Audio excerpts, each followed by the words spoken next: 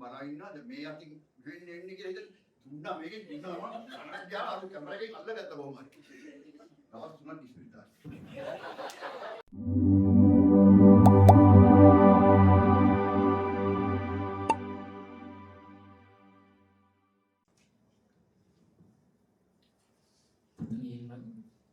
අපාදේනාංශේ පූජ්‍ය මහාචාර්ය අගලකඩ සිරිස්මුණ හිමියන් ප්‍රමුඛ ආචාර්යවරු අධිකාචාර්යවරු සහ අනිකුත් සියලු දෙනාගෙන්ද වෙනත් අධ්‍යයනාංශවල ආචාර්ය මහාචාර්ය ගෞතමගෙන්ද අවසරයි.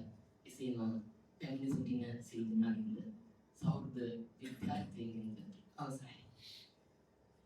මේ ප්‍රවිෂ්ඨ වෙන්න කලින් මම පොඩි කතාවක් කියන්නම්. අපි දෙවනි වසර විශ්වවිද්‍යාලයට ඇවිල්ලා දෙවනි වසරේ සිංහල උපාධි වලට ඇවිල්ලා විශේෂ විදි හදාරන්න ඇවිල්ලා අපිට මේ යුනිට් එකක් හම්බ වෙනවා අපේ කුමුදු මැඩම්ගේ සහ ලතා මැඩම්ගේ.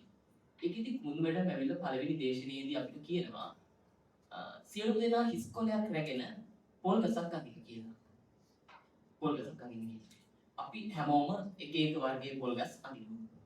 ඒ අඳන් පස්සේ මැඩම් පොල් ගස් කීපයක් අරගෙන ඉතින් කතා කරනවා. කතා කරලා අපිට මැඩම් මෙතනදී කියලා දෙනවා මේ තමා ඔයාලා නවකතාවක් කෙටි කතාවක් දෙස බලන ආකාරය. ඉතින් මා අද කතා කරන්නේ විරාගී නවකතාවේ මම දැක්ක නිර්මාණාත්මක පසුබිම.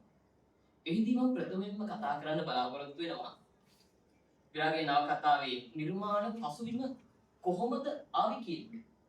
එහිදී මට පැහැදිලි වෙච්ච දෙයක් තියෙනවා. මට වික්‍රමසිංහ සර් අපිට හම්බෙන්නේ යටත් විශ්වකාලේ. එතකොට වික්‍රමසිංහට අධ්‍යයනකින් වෙනවා මේ යටත් විත්ත පාලන සමයේ සමාජ, දේශපාලන, ආර්ථික, සංස්කෘතික කියන කොටස්. 1933 ඉඳලා පටන් ගන්න ඉංග්‍රීසි ආණ්ඩුක්‍රම ප්‍රතිසංස්කරණත් එක්ක 47 දී අවසාන වෙනවා සෝල්බරි ආණ්ඩුක්‍රම ප්‍රතිසංස්කරණය. ඒත් එක්කම 1948 පසුව අපට නිදහස ලැබීමත් සමග 1956 දී තමයි විරාගය නවකතාව නිර්මාණය කරන්නේ. එතකොට මෙතනදී 48 ඉඳලා 56 දක්වා අවුරුදු 8ක කාල පරාසයකින් පස්සේ තමයි විරාගය නිර්මාණය වෙන්නේ. ඒ නිසා මේ නිර්මාණාත්මක පසුබිමට බොහෝ වෙලාවට යටත් විද්‍ය පාලන සමයේදී ආර්ථික පසුබිම, දේශපාලනික පසුබිම, සංස්කෘතික පරිසර පසුබිම, එතකොට සමාජ වටපිටාව කියන බොහෝ දේවල් මේ විරාගය නවකතාවේ නිර්මාණාත්මක පසුබිමට හේතු වෙලා තියෙනවා. ඊට පස්සේ මම මේක සාරාංශ කරගෙන කොටස් කිහිපයක් යටතේ කතා කරනවා මේ මාතෘකාව. එහිදී මම කතා කරනවා විශේෂයෙන්ම ඒක පුද්ගල කේන්ද්‍ර චරිතයක් වටා විරාගයේ ගොඩනැගීම, චරිත නිරූපණය සහ දෘෂ්ටි කෝණය, සංකේත භාවිතය සහ පරිසර වර්ණනා කියන මාතෘකා ටික. ඒක කෙටියෙන් සාකච්ඡා කරනවා. එහිදී මම මුලින්ම සාකච්ඡා කරනවා ඒක පුද්ගල කේන්ද්‍ර චරිතයක් වටා නවකතාව ගොඩනගාගෙන යනවා. ඒ සඳහා මම උදාහරණයක් ගන්නවා. ඉදිරියට සරච්චන්ද්‍ර සර් එක තැනකදී ලියනවා සිංහල නවකතාවේ ඉතිහාසය හා විචාරය කියන කෘතියේදී අරවින්දගේ චරිතය ගැන මෙන්න මෙහෙම පොඩි කෑල්ලක්. එතනදී සර් කියනවා ගමේ ඉපිද වර්තමාන විද්‍යා සාගරයේහි ගැඹුරට නොකිබුදුනා මෙන්ම බටහිර සංස්කෘතියේද පිටත්තරේ පමණක් දුටු සමාජ ජීවිතයට තවුස් ගුණධම්ගෙන ඒම හේතු කොටගෙන පොදු ජීවිතයේ යුතු අයුතුකම් ගැන අවුල් වූ සිතුවිලි වලින් යුතු මෙකල වෙසෙන නියම සිංහලයේ අරවින්ද. මේ අරවින්දගේ චරිතය අපට හම්බෙන්නේ යථාර්ථවාදී කෙටි කතාවකින්. ප්‍රථම වතාවට ඒක පුද්ගල චරිත වර්ණනාවක් විදිහට. මේකේ අරවින්ද කියන චරිතය කේන්ද්‍ර කරගෙන තමා නවකතාව අරගෙන යන්නේ.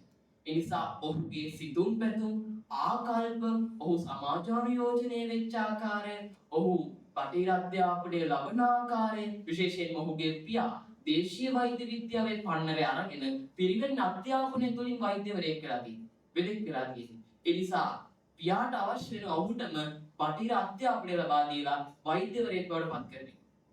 ඒ ආශාව තිබිලා තියෙනවා. මේ නවකතාවේදී අපිට හම්බ වෙනවා.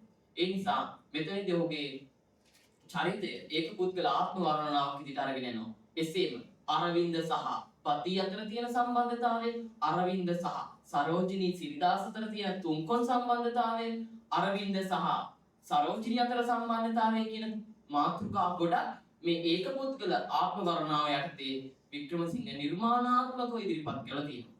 ඊට පස්සේ මම මේක කතා කරන්න කැමතියි චරිත නිරූපණය කියන කොටස.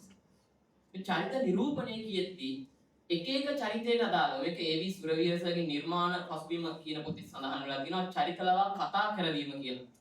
ඒක චරිතලවා කතා කරවීම කියලා ඉතින් කතා කියන්නේ මේ එක් එක් චරිතයට අදාළව වස්තු විෂය, පසුබිම, වයස, බුද්ධිය, පරිසරය, තත්වය වගේ දේවල් අරගෙන ඒ චරිතය ලවා කතා කරවීම, චරිත නිරූපණය කරනවා.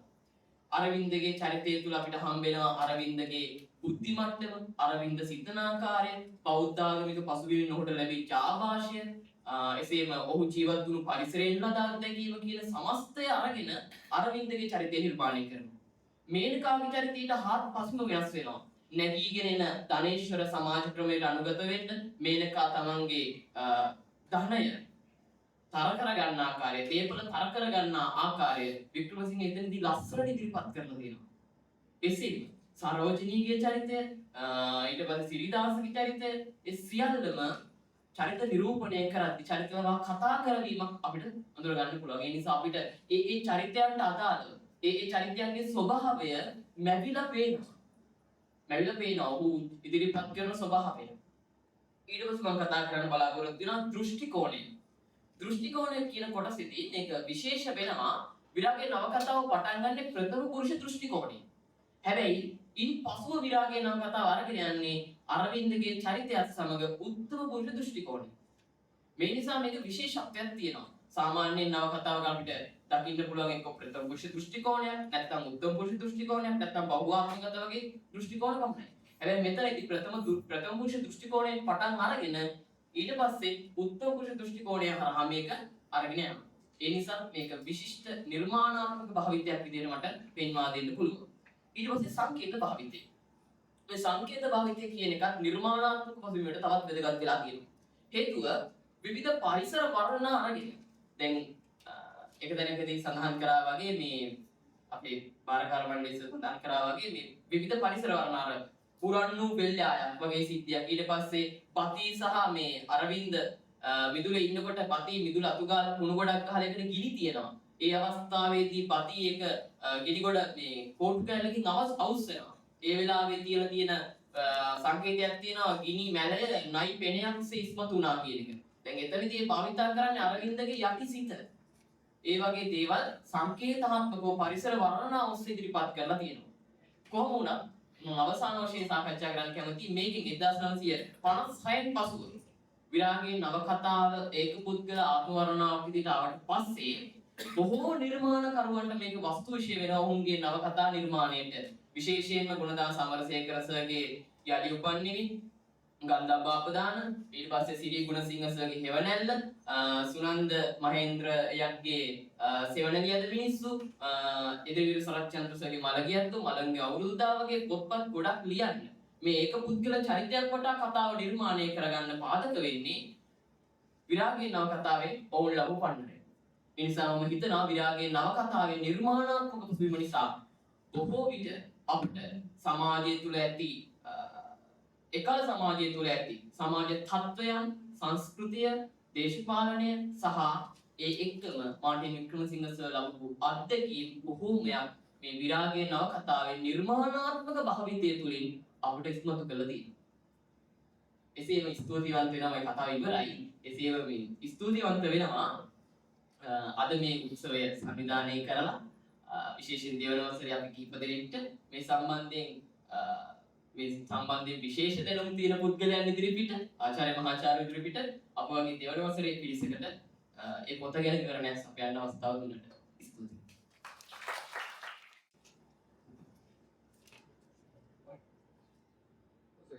උදෑසන පහුවෙලා දැන් මම කියන්නම් සුබ දහවලක් වේවා. පැමිණ සිටින සියලු සම්භාවනීය අමුත්තන් ඇතුළු සියලුම දෙනාගෙන් අවසරයි. පූර්වයෙන් මට පෙර ආතුව කතා කරපු අපේ සහෝදරයා විරාගයේ නවකතාව ගැන යම්කිසි විදිහට හඳුන්වපු හින්දා මම කෙලින්ම ප්‍රවිෂ්ඨ වෙන්න මගේ සාකච්ඡාවට. මාර්ටින් වික්‍රමසිංහගේ විරාගයේ නවකතාවේ ස්ත්‍රිය පිළිබඳ ප්‍රගතිශීලී දෘෂ්ටියකින් සාකච්ඡාවට ලක් කරන්න තමයි මම බලාපොරොත්තු වෙන්නේ. එතනදී वर्ष 1924 ගැහණියක් එක්ක කතාව, ලීලා, සෝමා, අයිරාන්දනි, ශීතා යන නවකතා වලින් මේ එන ස්ත්‍රිය පිළිබඳ දෘෂ්ටිය විරාගයේදී වඩා ප්‍රබලත්වයට ගොඩනගන්නේ කොහොමද? මේ විරාගය නවකතාවේ හම්බෙන මේනකා, බති, සරෝජිනී, අරවින්දගේ මව මෙන්න මේ කියන ස්ත්‍රී චරිතත් එක්ක මේ ස්ත්‍රී දෘෂ්ටියකින් ප්‍රගතිශීලී දෘෂ්ටියකින් විරාගය නවකතාවේ මාටින් වික්‍රමසිංහන් ගෙනහැර දක්වන්නේ කොහොමද? එතනදී විරාගය නවකතාවේ අරවින්දගේ මවගේ චරිතය මෙතනදී ප්‍රධාන චරිතයක් නොවුනත් ඇගේ චරිතයට සාපේක්ෂව අනිත් චරිතයක් ගොඩනගන්නේ කොහොමද කියලා බලමු. අරවින්දගේ මව ඉතා සංකීර්ණ වගේම සෝචනීය චරිතයක් විදිහට අපිට පෙන්වා දෙන්න පුළුවන්. ඇය පීතෘ මූලික සමාජ පන්තියක් ඇතුලේ ඒ සමාජ ක්‍රමයට නතු වෙච්ච ඒ සමාජ ක්‍රමයේ හැඩගස්සාගෙන යන්න ගැහැණියක් එහෙම නැත්නම් ස්ත්‍රී නියෝජනයක් විදිහට අපිට පෙන්වා දෙන්න පුළුවන්. ඇය නිරන්තරයෙන් උත්සාහ කරන්නේ තමන්ගේ පවුලේ ගෞරවය, කුලය, නම්බු මෙන්න මේ වගේ දේවල් ආරක්ෂා කරන්න. ඒ වගේම ඇය තමන්ගේ මුළු ජීවිතේම කැප කරන්නේ තමන්ගේ ස්වාමි පුරුෂයා, තමන්ගේ වැඩිමහල් පුත්‍රයා මේ සියලු දෙනාගේම සුඛ විහරණය සඳහා කටයුතු කරන ආකාරය අපිට දැක ගන්න පුළුවන් මේ නවකතාව ඇතුළේ. සමස්තයක් විදිහට ගත්තාම මේ අරවින්දගේ මව සාම්ප්‍රදායික ගෘහණියක් විදිහට මුළු නවකතාව පුරාම අපිට මුල් භාගයේදී දැක ගන්න පුළුවන්. එතනින් එහාට ගියාට පස්සේ විරාගයේ නවකතාවේ අපිට හම්බෙන සරෝජිනී කියන්නේ මේ සාම්ප්‍රදායිකත්වයෙන් ඔබට කියපු ඒක අතික්‍රමණය කරන ඉදිරිවාදී ස්ත්‍රී චරිතයක්. ඒ කියන්නේ රැඩිකල් ගැහැණියක් කියන්නේ ඉදිරිවාදී ස්ත්‍රී චරිතයක් විදිහට උත්සාහ කරන ඒ ස්වාධීනත්වයට උත්සාහ කරන නමුත් අවසානයේදී පීතෘ මූලික සමාජ ක්‍රමයට නතු වෙන ස්ත්‍රී චරිතයක් විදිහට සරෝජිනී අපිට පෙන්වා දෙන්න පුළුවන්. එතනදී කතාව ආරම්භයේදීම සරෝජිනී මේ සාම්ප්‍රදායික ලැජ්ජාශීලී ස්ත්‍රී චරිත ලක්ෂණයන්ගෙන් මිදලා සරෝජිනී අරවින්දට යෝජනා කරනවා අරවින්ද ආදරේ බව මම දන්නවා. ඒ වුණාට ඇයි මට ඒක නොකියන්නේ? අන්න ඒ විදිහට ලැජ්ජාශීලී සාම්ප්‍රදායික ස්ත්‍රී චරිත ලක්ෂණයන්ගෙන් මිදලා අරවින්දට තමගේ ප්‍රේමය ප්‍රකාශ කරනවා. ඒ වගේම ඈ තුල සිටින මේ ස්වාධීන කාන්තාව, ස්වාධීන ස්ත්‍රී චරිත විලාසය තවත් ඉදිරියට එන අවස්ථාවක් ඇය අරවින්දට ලියන ලිපියක සඳහන් වෙනවා. ඇය යෝජනා කරනවා මව්පියන්ට නොකිය අපි දෙන්න වෙනත් පළාතකට ගිහින් ජීවත් වෙමු. අපි දෙන්න කුලියට ගයක් අරගෙන ජීවත් වෙමු. මෙන්න මෙහෙම කියනවා. ඊට පස්සේ සරා ගණන් හිලව් හදනවා අරවින්දගේ පඩියෙන් මේ අපි කොහොමද ජීවත් වෙන්නේ කියලා. මෙන්න මේ විදිහට පෙන්වන ඇය නමුත් මේ සමාජ සම්මුතියට යටත් වෙලා අරවින්දගේ මේ මත පසුගාමී චරිත ලක්ෂණ හින්දා ඔහුගේ දෙගිඩියාවත් එක්ක ඔහුගේ හරි තීරණයක් නැතිකම හින්දා ඇයට අවසානයේදී සිරිදාස සමග විවාහයට පත් වෙන්න සිද්ධ වෙනවා. කෙසේ නමුත් අවසානයේදී ඇය සිරිදාස සමගින් ගෘහ ජීවිතයකට ප්‍රවේශ වුණා.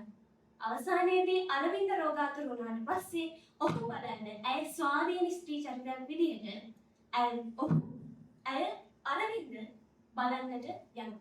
අන්න එතනදී අපිට කියන්න පුළුවන් මෙන්න මේ සරෝජිනී කියන්නේ මේ විරාගයේ නවකතාවේ සිටින වඩාත් සජීවී සහ ස්වාධීන ඉදිරිවාදී ස්ත්‍රී චරිතයක් විදිහට අපිට පෙන්වා දෙන්න පුළුවන්.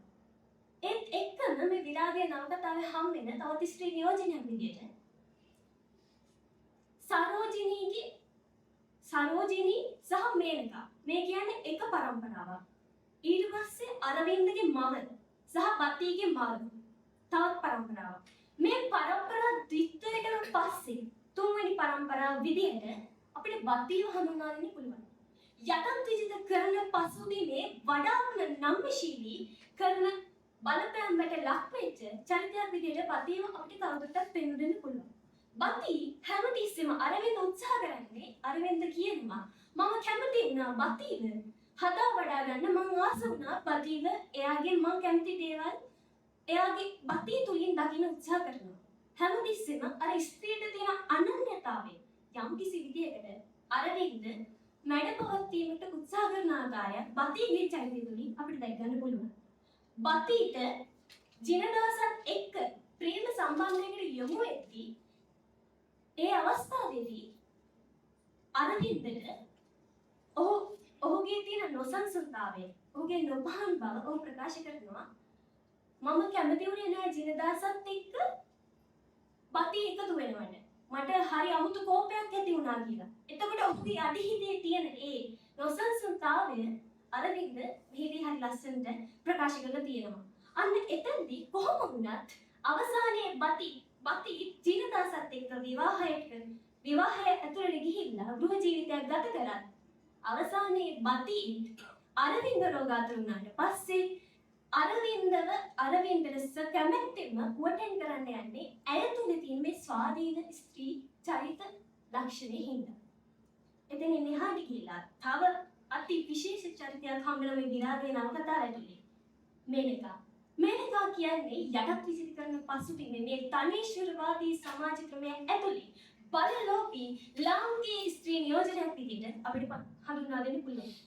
එතනදී මේ මේනකා හැමතිස්සෙම උත්සාහ කරන්නේ කතාව ආරම්භයේ ඉඳන් ඔයගලන්ට දැක ගන්න පුළුවන් විරාගයේ නව කතාව කියවන කෙනෙක්ට ඇය හැමතිස්සෙම මේ කුලය දීපල මේ හැම දෙයක්ම බලෙන් ආඩ්‍ය වෙන්න බලය තව තවත් තර කරගන්න උත්සාහ කරන ස්ත්‍රී නියෝජනයක් විදිහට පෙන්වා දෙන්න පුළුවන්.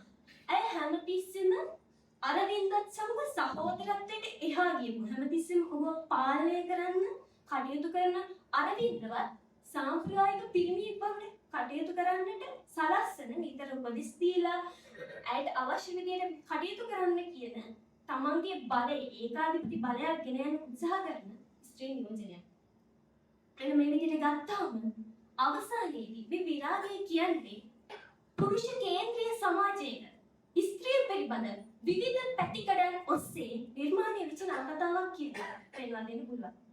ඒ විතරක් නෙමෙයි විරාගය කියන්නේ සංකීර්ණ ස්ත්‍රී චරිත විලාසයන් නිරූපණය කරන වගේම අපි හැමෝම කියනා වගේ හැමෝම කතා බහට ලක් වෙන අරවින්දගේ ආධ්‍යාත්මික පරිණාමය පැත්තනේ කතා කරන්නේ.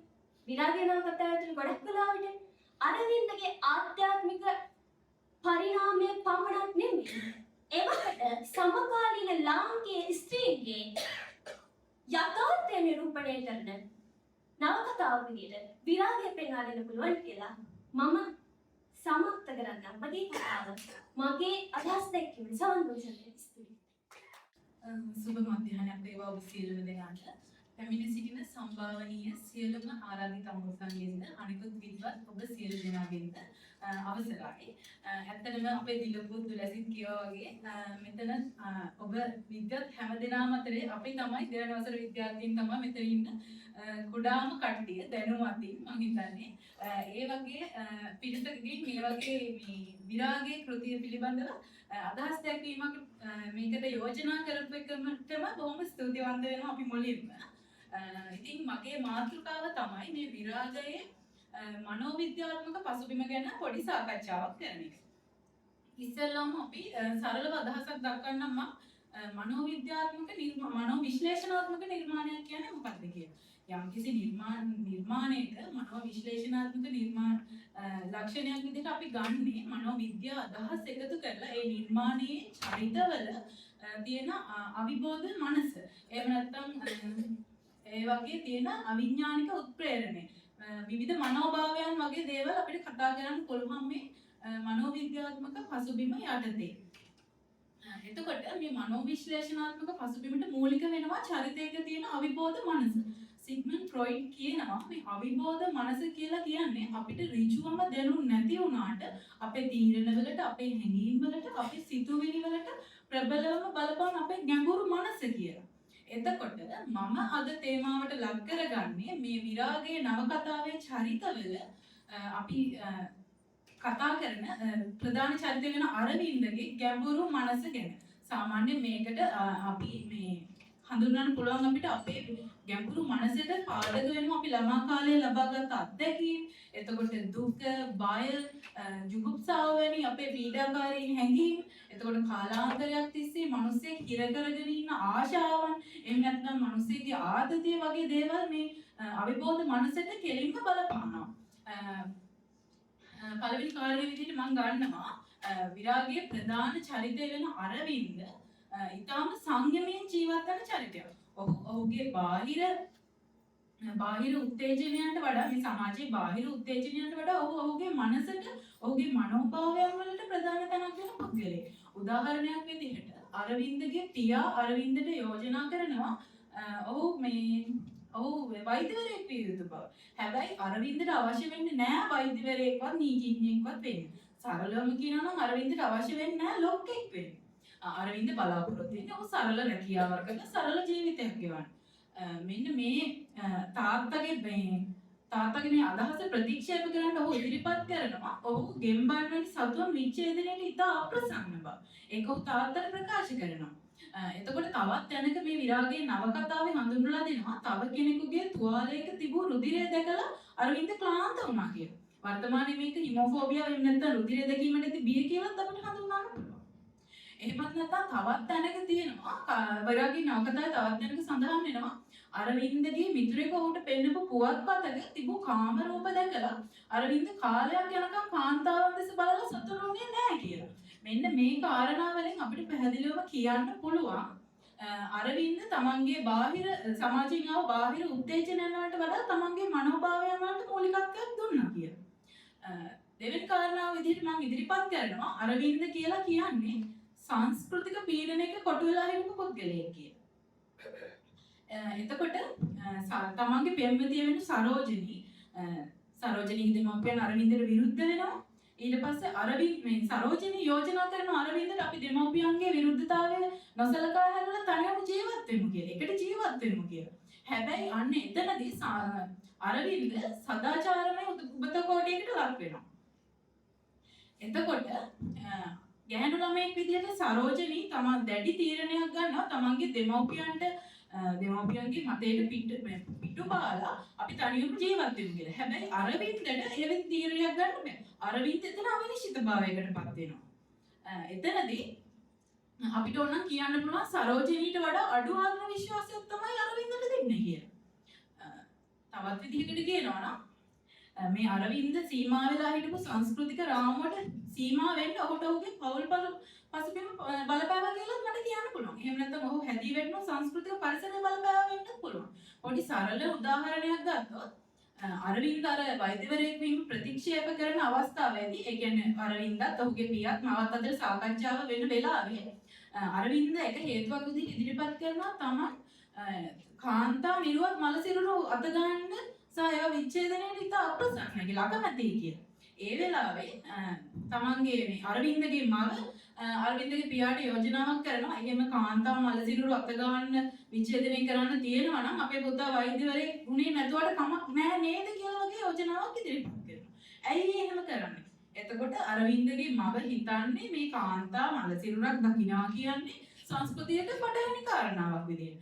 අන්න ඒ පෞල් පසුබිමත් සංස්කෘතික පරිසරයක් මේ අරවින්දගේ මේ සංස්කෘතික කොටුවීමට බලපෑවා වෙන්න පුළුවන්. තුන්වෙනි කාරණාව විදිහට මම ඉදිරිපත් කරනවා අරවින්ද කියලා කියන්නේ සීමා සහිත ලිංගික දිශානතියක් දීප පුද්ගලයෙක්. අපි දන්නවා හැමෝම ප්‍රේමයක් සමග ඊට පිටුපසින් ලිංගිකත්වයේ කියන කාරණාව ප්‍රේමයටම ආයඳිලා එන කාරණාව. හැබැයි සීමා සහිත ලිංගික දිශානතියක් තියෙන පුද්ගලයෙක් කවදාවත් අනියම් ලිංගික සම්බන්ධතාවලට යොමු වෙන්නේ නැහැ. ඒ වගේම තවත් කෙනෙක් බලහත්කාරයෙන් ලිංගික සම්බන්ධතාවලට යොමු කරවා ගන්නෙත් නැහැ. මෙන්න මේ එතකොට ඒ වගේ කෙනෙක් තමන්ගේ ආදර සහකාරිය සමග පමණයි ලිංගික ක්‍රියාවල යෙදෙන්නේ. ඒකත් ආදරය සහ ගෞරවය කියන කාරණා මත. මෙන්න මේ වගේ පුද්ගලයෙක් තමයි අරවින්ද. ඔහුට මේ සරෝජනී අහිමි වීමත් සමග ඔහුගේ ප්‍රධාන ප්‍රේමය අහිමි වෙලා යනවා. ජීවිත කාලයේදීම සමහර වෙලාවට ඔහුට තිබුණු ලිංගිකත්වය ප්‍රකාශ කරන්න තිබ්බ අවස්ථාව අහිමි වෙලා යනවා. ඊළඟට ඔහු තුළ මේ වර්ධනය වෙනවා පාළුවක්, තනිකම. මේ තනිකම පාළුව වර්ධනය වීමත් සමග ඔහුගේ තරුණ සේවිකාවකුණ බදීට ක්‍රමයෙන් ලං වෙනවා. මුල් කාලයේ බදී කුඩා කාලේ අරවින්දට තියෙන කීසෙනෙහසක්. නමුත් බදී ක්‍රමයෙන් වර්ධනය වෙනකොට පිරිපුන් විදියට හැදෙනකොට අරවින්දගේ මේ මනසේ નિરાයාසයෙන් නැගෙන ක්‍රමයෙන් ආශාවක් වර්ධනය වෙනවා. අරවින්දට උවමනාවක් තිබුණා බදීගේ මවත් සමග ලිංගික ක්‍රියාකාරකම් ලියදෙන්න. එහෙම නැත්නම් බදීව අනවසරයෙන්ම බලහත්කාරයෙන් ලිංගික ක්‍රියාකාරකම් වලට යොමු කරගන්න. හැබැයි ඔහු එහෙම කරේ නැති නිසා තමයි මම කියන්නේ ඔහු සීමා සහිත ලිංගික දිශානතියක් තිබ්බ පුද්ගලයෙක් කියලා. ඊට පස්සේ බතිගේ ප්‍රේම සම්බන්ධතාවය අරවින්දට ආරංචි වුණාට පස්සේ අරවින්ද ඊටම ව්‍යාකූලත්වයට පත් වෙනවා. ඒ කියන්නේ කෝපයකට ලක් වෙනවා. ඊටත් වඩා අර තමන් නිවසේ සිටීම ප්‍රතික්ෂේප කිරීම තමන්ගේ පෙම්වතා සමග විවාහ වීමට බති තීරණය කරාට පස්සේ අරවින්ද තවත් ව්‍යාකූලත්වයට පත් වෙනවා. මේ ව්‍යාකූලත්වයන් සේරම එකට කැටි වුණාට පස්සේ අරවින්දගේ මේ චිත්ත අභ්‍යන්තරයත් තිබ්බ පීඩාව නිසා ඔහු කායිකවත් ලෙඩ වෙනවා. ඒ කායික ලෙඩවීම මගින් ඔහුගේ තිබුණු පීඩාව අපිට මේ හොඳින් හිතා ගන්න පුළුවන්. මොනතරම් පීඩාවකින්ද ඔහු හිටියේ කියලා. බති ඊට පස්සේ ඇවිත් ඔහු මේ ඇයගේ මහලු පියා රැක ගන්නවාසේ ඇවිල්ලා බලා ගන්නවා තමයි. හැබැයි ඔහු මේ පීඩාවකට ලක් වුණා මේ නිසා. මෙන්න මේ කාරණා එක්ක බලපුවාම අරවින්ද මරණයට පත් වෙන්නේ අන්තිමට තමන්ගේ ආශාවන් පරිපූර්ණ කර නොගත් පුද්ගලයෙක් විදිහට. හැබැයි අරවින්ද ජීවිතේ සනාතන ධර්මය කියන්නේ මොකක්ද කියලා අවබෝධ කරගෙන කිසිම විචිකිච්ඡාවකින් බයකින් තොරව තමයි මරණයට මුහුණ දෙන්නේ. මෙන්න මේ කාරණාව එක්ක බලපුවාම මරණ සංකාව කියන එක පරද්ද වෙලා අරවින්ද වීරයෙක් විදිහට තමයි තමන්ගේ ජීවිතයට සමු දෙන්නේ.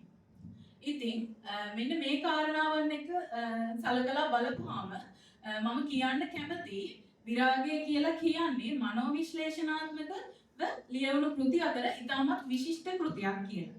මට ලැබිලා තියෙන කාලයත් ඉතාමත් සීමිත බැවින් මම මගේ කතාව බොහොම සංක්ෂිප්තව තමයි කරේ. බොහොමත්ම ස්තුතියි මට අවස්ථාව ලබා දුන්නා.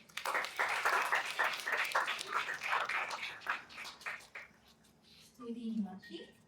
මේ විද්‍යාර්ථීන් තිදෙනා වෙනුවෙන් මාඩි වික්‍රමසිංහ බාරකාර මණ්ඩලයේ විශේෂ ත්‍යාගයක් සූදානම් කරලා තියෙනවා.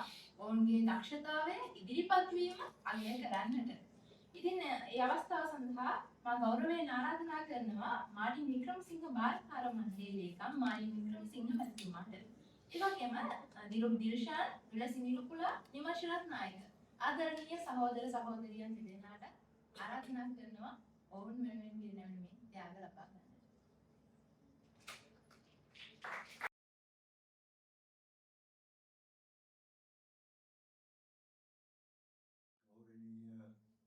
අකලකඩ සිරිසුමන ස්වාමීන් වහන්සේ ඇතුළු රැස්ව සිටින සියලුම දෙනාගෙන් අවසරයි. විශේෂයෙන්ම මාඩි වික්‍රමසිංහ පදනමෙන් ඒ වගේම අපේ සමාජයේ විවිධ පැතිකඩවල ඉන්න මහාචාර්යවරු ආචාර්යවරු සිංහල පිළිබඳව විවිධ විෂයන් පිළිබඳව ඉන්නේ විද්වත් පිරිසක් හමු වී මට අදහස් ප්‍රකාශ කරන්න වෙලා තියෙන්නේ. ඒ වගේම මේ සිංහල අංශයේ දෙවෙනි වසරේ ඒ දරුදෙලියන් අරහා කතා කරන්න තියෙනවා. මට ලැබිලා තිබෙන කාලය කොපමණද කියන එක මම දන්නේ නැහැ. විනාඩි 20ක්ද 30ක්ද කියලා අපි හාමුදුරනේ මේ ගැන කතා කරනවා නම් මට ඕනනම් අද හන්දෑ වෙනකන් කතා කරන්න පුළුවන්. ඉතින් මම මේ කතාව කොතෙන්ද සීමා කරන්න කියන ගැටලුව මට මුලින්ම ඇවිල්ලා තියෙනවා. ඒ ඉන්න තමයි ඔබ වහන්සේම යෝජනා කර කුමුදු මහාචාර්යවරිය මම හිතන්නේ එතුමිය මෙතන ඉන්නවාද කියලා මම දන්නේ නැහැ. එතුමියගෙන් මම විමසුවා මම අදහස් ප්‍රකාශ කරන්න ෑමට ප්‍රථම මේ දරුදැරියන් මොනවද කියන්නේ කියලා. මුලින්ම කියන්න ඕන අපේ හාමුදුරනේ මම හරිම සන්තෝෂ වෙනවා ඒ තුන් දෙනාම තාම නිවැරදිව මේ විරාගය කියන එක පිළිබඳව අවබෝධයක් ලබාගෙන තිබෙනවා. කරුණා කරලා ඒ ආදරණීය දරුදැරියන් දෙදෙනාට ඔබලාගේ අත්පොළ සන්නාදයෙන් පුදා කරනවා.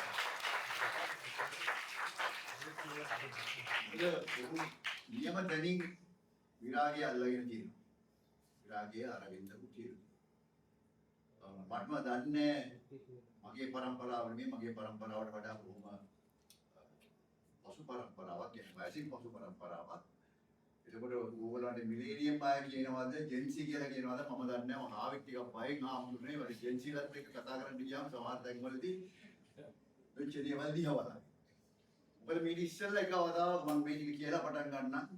අවස්ථාවක එක විද්‍යාලයක ඒ කාලේ මේ අරවින්ද පිළිබඳ දේශනා කරනකොට මට අරවින්ද ගැන කතා කරන්න කිව්වා. ඉතින් සමහර අය ඉතාලම ආසාවෙන් අරවින්ද පිළිබඳව නැත්නම් විරාගයේ පිළිබඳව සම්බන්ධ වුණා.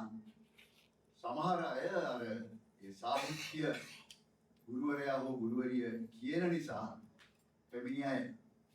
ඉතින් ඒ වැඩසටහන මම කතා කරගෙන යනකොට අතරමඟදී අර ගුරුවරයන්ට හොරෙන් මේ සාකච්ඡාවට සම්බන්ධ වෙන ඒ කුළු ගැටව 3-4 දෙනෙක් හිටියා.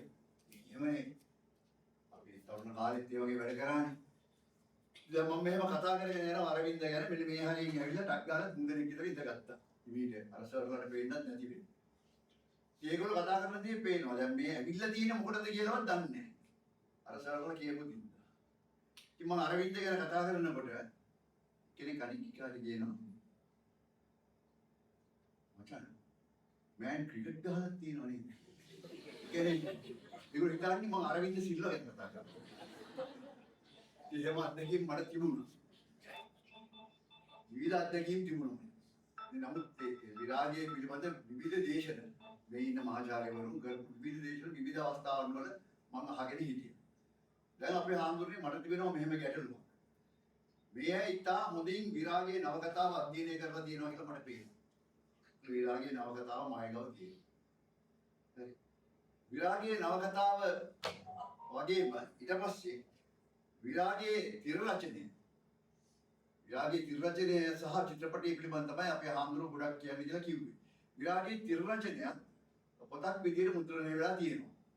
මෙතන ඉන්නවාද විරාගයේ තිර රචනය කියවපු කට්ටිය? ඔබතුමන් නෑ ගාමිණී මේ මහත් ගාමිණී කියන්නේ තාම ජේෂ්ඨ මගේ ගුරුවරයෙක් වගේ කෙනෙක්. විරාගයේ තිර රචනය කියවපු අය ඉන්නවා. ඒක අපි පැත්තකින් තියමුකෝ. එතකොට විරාගයේ චිත්‍රපටය නරඹපු අය මම පිටිපස්සේ යගෙන ප්‍රමාණයක් ඉන්නවා. දැන් මම මේ චිත්‍රපටයේ සමහර දේවල් පිළිබඳව කතා කරොත් ඊට පස්සේ ඔබ කලා චිත්‍රපටයේ නරඹනකොට ඒ චිත්‍රපටයේ ඊළඟ ජවනිකාව මම කලින් ප්‍රකාශ කරලා තිබ්බොත් අර තිබෙන කුතුහලය නැති වෙන්න පුළුවන්. විශේෂයෙන්ම විරාගයේ නරඹපු නැති අය. ඒ විරාගය ඒ ඊළඟ අවස්ථාවන් මේකේ කුමක්ද සිද්ධ වෙන්නේ කියන එක මට කියන්න අසීරු හේතුව වෙන මුකුත් නෙවෙයි. මේ ඇගේ රසවින්දනයේට අපහාමුදුරනේ මම බාධාවක් කරනවා. ඒ නිසා මම ඊටාම ප්‍රවේශමෙන් මේ ඉදෙනා කිව්ව කර්ම වලට සාපේක්ෂව පොඩ්ඩක් කතා කරන්න බලන්න. මේ මගේ පඬිතුකමනේ කියනවා නෙවෙයි අර කොවිඩ් තිබුණ කාලේ මම විරාගය මේ කරේ කොහොමද? එහෙම නැත්නම් මේ විරාගය කියන චරිතයට එහෙම නැත්නම් අරවින්ද කියන චරිතයට මම ආදේශ උනේ කොයි ආකාරයකටද කියන එක පිළිබඳව පොඩි සටහනක් කරා. සටහනක් ලිව කොවිඩ් කියන කාලේ. ඒක හේමාලි විජේරත්න කියන ලේකවුසිකේ ඉන්න මගේ සහෝදරියක් ඒක පිටපත් කරලා දයාපාල ජයනිත්‍ය මැතිතුමාට පෙන්නුවා. පෙන්නුවම එතුමා කිව්වා දැන් ඔයගොල්ලෝ සියලු දෙනාම දන්නවනේ මාටින් වික්‍රමසිංහ ඒ උතුමාණන්ම ඉතාම කිට්ටුවෙන් ආශ්‍රය කරපු තැනැත්තෙක් නෙමෙතුමා. ඕක පොතක් කරන්න ඕනේ කියලා. බල කරාමට මේක පොතක් කරන්න කියලා. මේකේ තියෙන කරුණු හරිය වැදගත්. කොහොමද ඔයා විරාගය කරේ? මට ඒක කියන්න පුළුවන් කොහොමද මම කරේ කියලා. නමුත් ඒක කරන්න ගියාම චිත්‍රපටයේ සමහර දර්ශන පිළිබඳව ඕගොල්ලෝ කියන්නේ ඕගොල්ලන්ට චිත්‍රපටය බැලීමට ඉස්සෙල්ලා මම ප්‍රකාශ කරනවා. ඒකෙන් මම වැළකී සිටීමට උත්සාහ කරනවා අපේ හාමුදුරනේ නැත්තම් මේ අයගේ රසවින්දනයේ බාධාවක් වෙන නිසා මම කැමති ඕගොල්ලෝ විරාගයේ නරඹලා ඉවරුනාම තව දවසක හෝ ඇවිල්ලා කතා කරලා අපේ හාමුදුරන් මෙනුයි. ඉතින් ඒක පොතක් විදියට කරලා නාම දැනට අවුරුදු දෙකකට ඉස්සෙල්ලා අපේ සිනමාවේ ඉන්න ජ්‍යෙෂ්ඨ නළුනියන්ගේ සීරමන්තික ජයනිති මහත්තයාට තේරෙන්න කියලා හදවිල මන පිපි අරවින්දේ කියලා මම ඒක කරපු විදිය. මේක ජයපාල ජයනිති මහත්තයා කියන මගේ තානියතමානීව මේ ප්‍රකාශ කරනවා මේ වගේ පොතක් කොහෙවත් පළවෙලා නැහැ කියලා තමන් කරපු චරිතයක් පිළිබඳව චරිතය කරපු ආකාරය පොතක් විදියට මුද්‍රණය කරලා ලෝකෙ කොහෙවත් නැහැ කියලා ඒක මම කියලා තියෙනවා.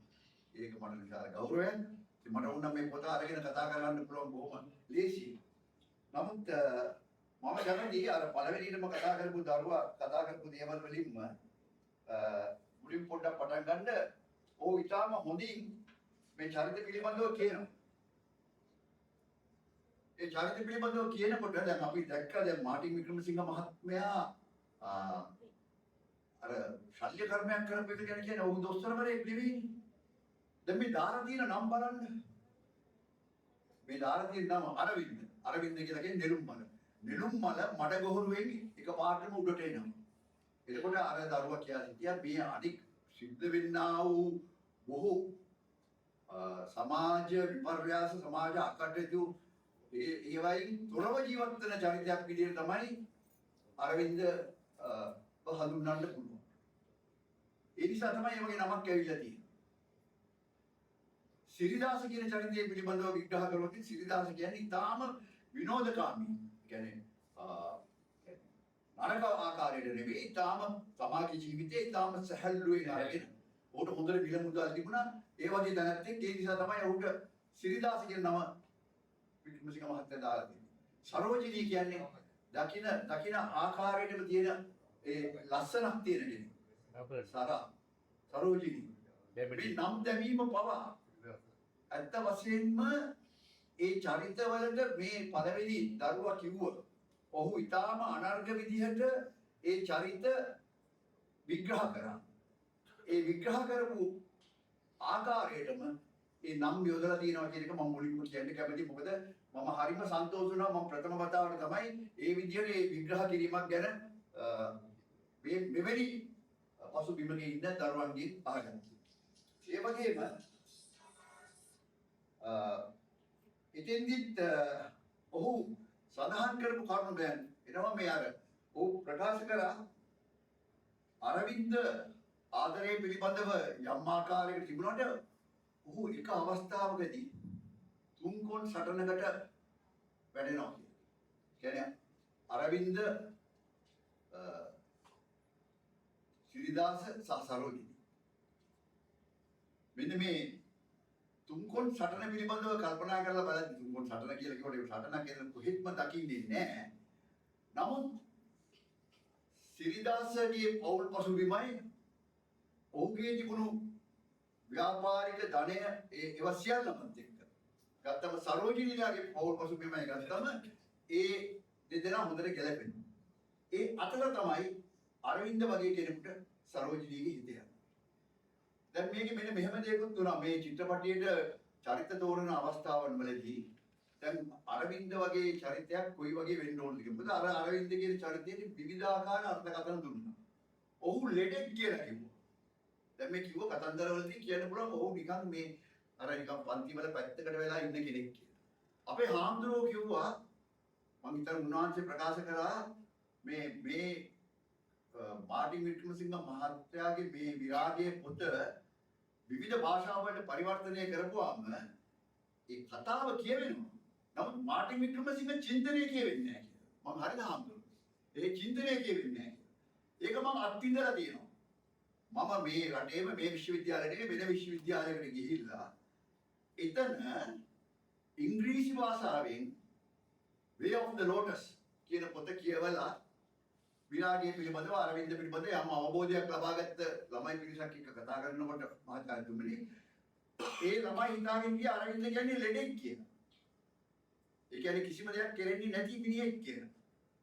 හරි අනේ මට පොඩි ගැටලුවක් ආවේ ඒ වගේ දැනකට මේ යොමු වුණොත් කොහොමද කියලා. ඒකයි මම උඹලාට අකුරසන්නාදයක් ලබා දුන්නේ. උඹලා නිවැරදිව ඒක තෝරගෙන තියෙනවා. ඊට පස්සේ මම සිංහල පොතක් තියාගෙන ඉංග්‍රීසි පොතක් තියාගෙන පෙන්නලා දුන්නා. අරවින්ද කියන්නේ ඇඟ දහඩියෙන් තෙත් වෙනකන් සෙල්ලම් කරන පොල්ලේ. ඒක මේ පොතේ තියෙනවා. තාම ක්‍රියාශීලී කෙනෙක්. නමුත් ඒ ක්‍රියාශීලී කෙනා අර විදියට ගෙම්බෝ කපන්න ඒ වගේ දේවල් කරන්න අකමැති වෙන්න පුළුවන්. තව පැත්තකින් අපිට හිතන්න බැරිද මේවා පෙර භවයක ඉඳලා එන දේවල් කියලා. වෙන භවයකදී ඔහු හිංසාව පීඩාව වගේ දේවල් වලට අකමැති නැහැ. ඒවා ඒ භවයේ ඉඳලාම ආපු අය. දැන් අපි සමහර වෙලාවට දකින්නවා අපේ සමහර අය පිළිබඳව අපි පුදුම වෙනවා. මම එක උදාහරණයක් කියන්න. තිස්ස අබේසේකර මහත්තයාට වයස අවුරුදු 10 වගේ වෙනකන් සිංහල භාෂාවත් ඉංග්‍රීසි භාෂාවත් හරියට කියන්න බැරුව හිටියද නැත්තේ. එතුමා වයස අවුරුදු 10න් පස්සේ ජීවත් වෙයි කියලා හිතුවේ නැහැ. අන්තිමට එතුමා පිළිබඳව මම කියලා දෙන්න ඕනේ නැහැ මෙතන ඉන්න මිනිස්සුන්ට. එතුමා තමයි මම දැක්කේ මෙහෙම සිංහල ලියුමක් තියා මෙහෙම බලාගෙන ඒ ලියුම කියවන්න නැතුව ඒක ඉංග්‍රීසියට පරිවර්තනය කරනවා. අපි හිතමු මා හිතවත් ගාමිණී සුමරසේකර මහත්මයා කිව්වොත් මයිඩිය ගාමිණී සුමරසේකර. මේක දිහා බලන්න සිංහල එක කියවන්නේ නැහැ. ඒ වගේම ඉංග්‍රීසි එක ළඟ තියාගෙන ඒක සිංහලට කියනවා. ඊතරම් භාෂාව පිළිබඳ ඒක පෙර භවයකින් ගෙනාපු දෙයක්. එහෙම පුහුණු කරපු දෙයක්. ඒ වගේ අපේ සමහර රණවිලියන් ඉන්නවා ඔවුන්ගේ ඒ භවයන් වල ගෙනාපු දෙයක්. ඒකට මේ අරවින්ද පිළිබඳව මම දකින්නේ අන්න ඒ වගේ දෙයක්. ඒකට මෙතෙන්දී ඒ අරවින්දගේ අර බටහිර වෙදෙක් වෙන්න ඔයා කැමති නැති හේතුව සාධාරණයි. ඒක හරි ලස්සනට අර තුන්වෙනිව කතා කරපු දැරිය ප්‍රකාශ කරා. අර ඒ වගේ දේවල් සමහර අය කොහෙන්වත් හවුලා තිබුණේ නැහැ. අර ඉස්පිරිතාලෙක ගිහිල්ලා වැටිලා මේ දැකලා වැටිලා සුවාන දෙකක් විතර හොස්පිටල් එකේ හිටියා. ඒක මගේ පොතේ මේ පොතේ තියෙන අරවින්දට ඒක මතකයි. අරවින්දගේ අම්මලා තාත්තලාට ඒක මතක නැහැ. දැන් මම පිළිවෙලකට නෙමෙයි කතා කරන්නේ. මම කිසිම කතාවක් ලෑස්ති කරගෙන ආවේ නැහැ. මොකද මේ කතා තුන අහලා ඉවරලා මම වෙන කතන්දරයක් කතා කරොත් ඒ ළමයිට ග්‍රීක් වගේ දෙන්නේ. නමුත් මේ කතා තුනට අනුරූපව තමයි මම කතා කරන්න උත්සාහ කරන්නේ අපේ හාමුදුරනේ. එතකොට එතෙන්දිම ප්‍රකාශ කරනවා අම්මා ගැන. ඔව්. අපේ පාරම්පරික මව සෑම වෙලාවකම තමන්ගේ දරු දරියන් ගැන ඉන්නේ එක්තරා විදියක ආකල්පයකින්. පියාට තිබුණාට අර මහත්තත්ති. ඒ පියා බලන්නේ සිරිදාසගේ පවුල. කියන්නේ සිරිදාසගේ ෆැමිලි එක. එහෙම නැත්නම් සරෝජිනීගේ ෆැමිලි එක. ඒගොල්ලෝගේ තියෙන මහත්තත්වයට යන්න නම් මගේ පුතා ડોක්ටර් කෙනෙක් වෙන්න. ඒක අරවින්දගේ තාත්තට තිබුණාට අරවින්දගේ මවට නැහැ. අරවින්දගේ මම කියනවා ඔබ ලොකු මිනිහෙක් වෙන්න එපා ඔබ හොඳ මිනිහෙක් වෙන්න කියලා. ඒක එක්තරා වෙලාවකදී මම බොහොම ආරම්භයෙන් කියනවා මගේ අම්මත් මට කියලා තියෙනවා. ඒක අදටත් මගේ පොකුවේ තියෙනවා. මේ අරවින්ද කටයුතු කරනවා අන්නේ ඒ ආකාරයට. දැන් මේ චිත්‍රපටිය දිහා ගත්තොත් මම චිත්‍රපටියේ කොටසුයි මේවා එකතු කරලා කතා කරන්නේ. අරවින්දගේ මව පොතේ මුල් අවස්ථාවේ හිටියට පසු අවස්ථාවන් වලදී මව පිළිබඳව ඊතරම් සඳහනක් එන්නේ නැහැ. නමුත් මේ තිර රචනයේ හරහා තිස්ස අබේසේකර ඒ අරවින්දගේ මව අර අක්කාගේ හින්දාගේ පිට වෙලා යනවා. ඊට පස්සේ අරවින්දත් තව ගෙදරකට යනවා. ඒ ගියාට පස්සේ එතෙන්ට ඉන්නේ නැහැ. මොකද අරවින්ද ඒ ජීවත් වෙන ගෙදර තවත් ගැහැණියෙක් සහ කුඩා ළමයෙක් ඉන්නවා. ඒක ගම්මුන්ගේ මතේ තියෙන්නේ ඒ ගැහැණියත් එක්ක සම්බන්ධතාවයක් තියෙනවා කියලා. ඒකත් අර තුන්වෙනි අවස්ථාවේ කතා කරපු දැරිය ලස්සනට ගෙනල්ලා පෙන්නනවා. එවැනි කතාවක් අහන්න අම්මා කෙනෙක් කැමති නැහැ. මොකද වෙන තැනක ඕගොල්ලෝ චිත්‍රපටයේ නරඹනකොට තියෙයි අම්මා ඉන්න කිව්වත් අම්මට ඇවිල්ලා ඉතින් ඉන්න පුළුවන් කමක් තිබ්බද කියලා අක්කා එක වෙලාවක සැර කරලා කියනවා. ඒතර මේ දැන් මං කිව්වේ දැන් එකම සමාජය තුල මේනකා වගේ ස්ත්‍රී චරිතයක් අර ධන සම්පත් හොයාගෙන සෘෂ්ණාවෙන් මේ ඉතිලා බොහෝ දේවල් ලබා ගන්න උත්සාහ කරන සමාජයක අරවින්ද ඉන්නේ බෝසත් චරිතයක් වගේ. සියලු දේම අත්හැරලා. එයා සියලුම දේවල් අත්හරිනවා.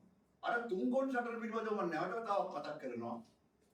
ඒකේ තියෙනවා අරවින්ද සරෝජිනීට ආදරය කරනවා. සරෝජිනීත් අරවින්දට ආදරය කරනවා. ඒ අතරතුර ඕගොල්ලෝ එක ලස්සන චිත්‍රපටිය දකී මම අඩුවෙන් කියන්නේ ඒකයි. සිරිදාස මෙතෙන්ට කඩා පනිනවා. කඩා පැනලා මේ ව්‍යසනයක් කරන්නේ නැහැ. සිරිදාස අරවින්දටම කියනවා මේ මට සරෝජිනී ගැන අදහසක් තිබුණා. ඉස්කෝලේ යන කාලේදී ඉස්කෝලේ අයින් වුණාට පස්සේ තමයි මම ඒක දැක්කේ.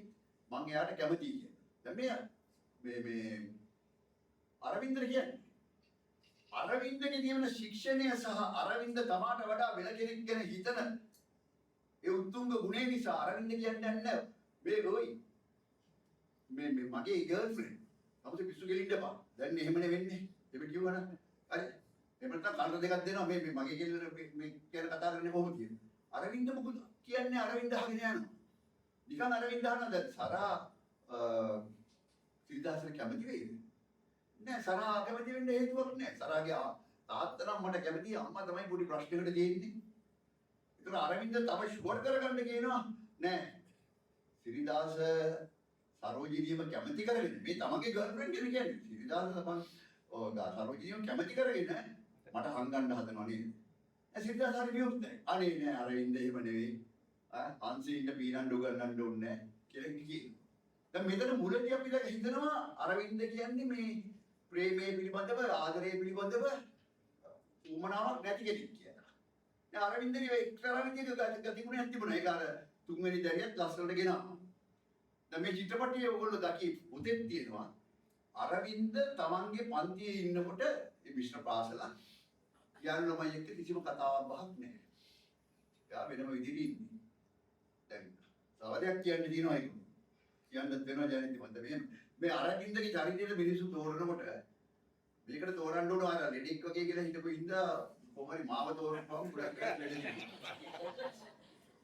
මේ වගේ ගස් වටේ නටන මේ අපි ඉතිරි පෙළ ඉන්න අය කය හොඳට දන්නවා මේ දරුවෝ ඉදිරියට දැල්පෙලි මම ගස් වටේ නටන්නේ ගස් වටේ මේ කිල්ලොත් එක්ක ආරවි නටන ආන එක මූ කොහොමද මේ අරවින්ද වගේ කරන්නේ කියලා හරි තිස්සබේසේගේ තර්කයේ උනේ සිරිදාසගේ පෞල් පරම්පරාව මොන දේ තිබුණත් සරෝජිනීගේ ආකර්ෂණය යන්න නම් දැන් ඉතින් පොඩි වෙනුමක් තියෙන එකේ ඉන්න ඕනේ නෑ මගේ එහෙම වෙනුමක් තියෙනවා කියලා කියන්න උත්සාහ කරනවා නෙවෙයි ඒක තමයි තර්කයේ විදිහට ගෙනාවේ ඒ තර්කයේ යම් ප්‍රමාණයකට සාර්ථකයි හැබැයි මේ වෙනුම තියෙන එක ඌළඟට ඇවිල්ලා කවුරු හරි කෙල්ලෙක් ගෝනකට වඩා කතා කරනවා නම් කැමති නෑ ඌ ඉස්කෝලේ එහෙම තැනක ඉන්නේ නමුත් ඊට පස්සේ මේ දෙන්න එකතු වෙන්නේ අර වෙසක් දවසේ අන්න එතන ඒ දර්ශනය බලන්න හරිම ලස්සනට තියෙනවා. අරවින්ද මේවට වැඩක් නැහැ. ඌ ඇතුළට වෙලා ඉන්නවා. සරා තමයි උනන්දු වෙන්නේ. සරා ඇවිල්ලා අර වෙසක් මේ අය වෙසක් කැරෝල් දවසේ නැතුව පොඩ පැත්තකට වෙලා ඉන්නවා. උන්ට දැන් කැරෝල් කරත් තේනවා. මේකෙත් පොතෙත් ඇති. එතකොට අරවින්දට කතා කරනවා සිරිදාස. ඒගොල්ලෝ මස්සිනාලානේ එක සහෝදරයන්ගේ දරුවෝනේ අරවින්ද කො එන්න කියලා අරවින්ද දැන් ඇවිදගෙන එනවා අරවින්ද මෙහෙම ඇවිදගෙන එනකොට අරවින්ද මිදුල දිහා බලාගෙන යනකොට කොනේ ඉන්නවා සරෝජිනිය දකින්න අන්න මෑන්ට වැඩ කරනවා මොකද්ද ඉන්ජෙක්ෂන් එක මනුස්සයා හිමින් එතෙන්ද ගිහිල්ලා සරා කියලා කතා කරනවා ඊට මනුස්සයා ඉස්කෝලේදී එහෙම කතා කරන්නේ නැහැ ඉස්කෝලේදී සරා කතා කරන්න ආවත් මෑන්ට තද වෙනවා ඒක මිනිහගේ ලැජ්ජාවද ශික්ෂණයද හැදීමද මොකක්ද කියන එක තමයි තෝරන්නේ. අරවින්ද උත්පත්තියෙන්වත් උපාසකකම නොත් භක්තිය ඇත්තේ. අන්න ජයන්ති මහත්තයා කියනවා. ජයන්ති මහත්තයා පාටි විදුලිගේ මහත්තයා කියන්නේ අපේ විනාක් නෑ ඒ වගේ මොකක්ද මේක දකින්නවා. කොහොමහරි දැන් එතෙන්ට ගිහිල්ලා සරා කියනකොට දැන් මෙතෙන්දි වැඩිපුර ඉන්නේ ගෑනු ළමයි නේද අපේ ආමුදුනේ. ගෑනු ළමයි ඒ ගෑනු ළමයා ෆෝඩ්. එයා කියනවා අරවින්ද කොහෙද හිටියේ? මම ඔයාව හැමතැනම හෙව්වා කියලා. ලෝකිය කියන්නේ මම ආවේ මේ කැරෝල් බලන්න නෙවෙයි ඔයා බලන්න. හරි. ඒ වෙලාවේ එයා බය නැතුව එක කියනවා. ඒ වෙලාවේ අරවින්ද කියනවා ඔයා කැරෝල් බලන්න ආවනම් ඔයා කැරෝල් බලන්න මාව බලන්න එපා කියලා. එහෙම කියන්නේ නැහැ. මම හිටියේ මගේ කාමරේ. මම සරා ඇවිල්ලා හිටියා කියලා දැනගෙන හිටියේ නැහැ. අන්න ඒක තමයි මේ දෙන්නගේ ආදරේ මුල් කතන්දර. ඒවා මේගොල්ලන්ට කියන්න ඕනේ නැහැ. මේගොල්ලෝ මට ටියුෂන් දෙයි. හරි. ඒවා සම්බන්ධයි. හරි. ඒ මුල් අවස්ථාව ඒක. එතනින් තමයි ඒක ඩෙවලොප් වෙන්නේ. හරි සංකීර්ණ අවස්ථාවක්. ඔව්. ඒ සංකීර්ණ අවස්ථාවේදී අරවින්ද නිකන් බලනවා මේ වැඩේ හරියද කියලා. වැඩේ යනවද කියලා. කතා කරාට මෙහෙම කියලා අරවින්ද කියනවා මේ අර ඊෂා හරි අගරදගරකාරී. එයා වැඩි මගෙත් එක්ක කතා කරනවට පාසලේදී එහෙම කතා කරනවට මම කැමති නැහැ කියලා. අන්න මෙතන ඉන්නේ ගෑනු ළමයි නම් ඒවා හොඳට දන්නවා ඇති. උතර තද වෙනවා. මොන මෙද්ද මේ ගායි මේ සමාජයක් ගානුනේ. මේ ඊෂෙක් ගැන කතා කරනවා. අරවින්ද දාලා බලනවා. අරවින්ද විතර ලෙඩෙක් නෙවෙයි. අරවින්ද සාමාන්‍ය මිනිහෙක්. හැබැයි මේ මනුස්සයා තුළ තියෙන උතුම් ගතිගුණ. සාමාන්‍ය මිනිසෙකුට තියෙන තරහ යෑම, ඊර්ෂ්‍යාව, ආදරය ඔය හැම ගුණාංගයක්ම එයාගව තිබුණා. ඒක අවබෝධ කරගත්තේ නැති අය තමයි මාර්ටින් වික්‍රමසිංහ මහත්මයාට සමහර අවස්ථාවන්වලදී වැරදි විදිහට කියලා පස්සේ මාර්ටින් වික්‍රමසිංහ මහත්මයා නවකතාංග සහ විරාගය කියන පොතත් ඔයගොල්ලෝ බලන්න ඒකෙන් උත්තර දුන්නා ආයෙ කතා කරන්න බැරි වෙන්නේ. හරිද? හරි හරි. එතකොට මෙයා කියනවා මේ දැන් ඔයා මේ මොකද ඊෂා එක්ක කතා කරන්නේ නැත්තේ? නෑ ඊෂා ඇවිල්ලා අඟරදගරකාරිය අර විදිහට දාලා බලනවා නිකන් පොයින්ට් එක. හරි. ඒක වැඩ කරා. වැඩ කරපුවාම නෑ මම අහන්නේ ඇයි ඔයා මේ මිනිස්සු බලාගෙන ඉද්දි අනිත් ළමයි බලාගෙන ඉද්දි ඊෂා එක්ක කතා කරන්නේ නැද්දි ඈ ඒ කියලා එතෙන්දී දෙන්නටම දෙන්න හොඳටම කන්ෆර්ම් කරගන්නවා මේ ආදර කතන්දරේ. එතනින් එහාට තමයි යන්නේ. ඒ නිසා මේ සමහර අවස්ථාවන් වලදී මේ තිර නාටකයේ මගේ මේ පොත ඕගොල්ලෝ හොඳට අධ්‍යයනය කරලා තියෙන නිසා හරිම ලස්සනට ඕගොල්ලෝ රස විඳී. ඒ අවස්ථාවන් වල අනික් දල්විලියෝ නම් තාම දක්ෂාද මේ රංගපාලා තිබුණා මට සම්මාන හම්බුණාට සමහරෙන් කියනවා තාම තරවින්ද මම නෙවෙයි වෙන්නේ කියලා. හරි ඒක කොහොම හරි ඒ ටික හරි ලස්සනට ඉදිරිපත් කරන්න තිස්ස අපේසයකට පුළුවන් වුණා. තිස්ස අපේසයකට අපේ මනසට ඒක දැම්මා ඒ ආකාරයට.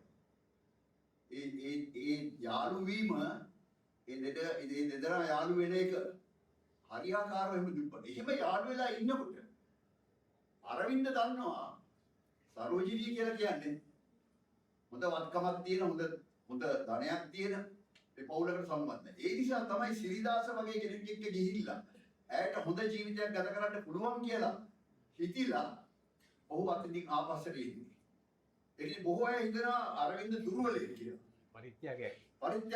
විශක්ක ඒක දුර්වලකමක් නෙවෙයි කියලා තමයි. මම රඟපෑවේ දුර්වලකම තියාගෙන නෙවෙයි. මම රඟපෑවේ හැම වෙලේම මේ පරිත්‍යාගය තියාගෙන මොකද ඒකේ යම් අවස්ථාවන් වලදී ඒ පරිත්‍යාගය කරා මම ආපහු කියනවා ඔයගොල්ලෝ මට ටියුෂන් දෙයි කියලා වගේ පරිත්‍යාගය කරා හිතේ යටින් තියෙන පොඩි නිදිවිලක් තියෙනවා. පොඩි නිදිවිලක් තියනවා කියන්නේ අර සරෝජිනී එනවා එක වෙලාවක අරවින්දට විවාහ යෝජනාවක් සඳහා වෙන කෙනෙක්ගේ නමක් යෝජනා කරනවා. ඒකට අරවින්ද අහනවා මේ මාව කසාදපන්ති දෙන්න ඕගොල්ලෝ දෙන්න කාට? ශ්‍රීදාසට වේදකටද? නැත්නම් ඔයාලට? නම් අපේ හාමුදුරුවෝ මට කිව්වා චිත්‍රපටයේ දේවල් ටිකක් කියන්න කියලා. ඒ ඩයලොග් එකේ එහෙම තියෙන්නේ. දැන් සරෝජිනී චරිත රඟපාන්නේ ශාන්ත්‍රියානේ ඇවිල්ලා ඉන්නවා. මම කියනවා ඒ වැදගත් ගමනක් ගිහිල්ලා වගේ. ඔව් අද අපි වැදගත් ගමනක් ගියා. අපි ගියේ අරවින්දට මනමාලියෙක් හොයන්න. මට මොකද? හැමදාම අරවින්දට මේ විදිහට ඉන්න පුළුවන් නේ. අන්න අරවින්ද රිටර්න් එක දෙන්න හදන විදිහ. ඔය පරිත්‍යාගය කොහොම වුණා? හරි. පරිත්‍යාගය කතා තිබ්බ අරවින්දට කියන්නේ මාව බන්දලා දෙන්න ඕන වෙලා තියෙන කාටද? සිරිදාස වෙන කාටද? නැත්තම් වාට. මම ඩයලොග් එක කිව්වේ මාව කසාද බන්ද දෙන්න ඕන වෙලා තියෙන කාටද? සිරිදාස වෙන කාටද? නැත්තම් වාට. කියන්නේ ඇමරිකන්යා දග්ගා. හරි.